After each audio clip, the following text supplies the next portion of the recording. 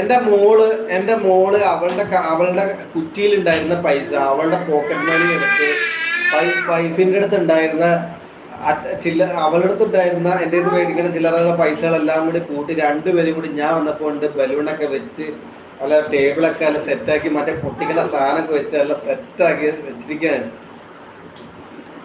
എന്തോ കാര്യം ചുട്ടാ എന്തോ ഒരു കാര്യം പറഞ്ഞില്ലേ മിസ്സായിന്ന്. അത് തന്നെ ഞാൻ ലൈഫിൽ ഏറ്റവും സന്തോഷിച്ച എൻ്റെ ബർത്ത്ഡേ ആണിത്. കാരണം ഇങ്ങനൊരു ബർത്ത്ഡേ ഇതിനു മുമ്പ് ഉണ്ടായിട്ടില്ല, ഇതിന് ശേഷം ഉണ്ടാകുമോ എനിക്കറിയില്ല. പക്ഷെ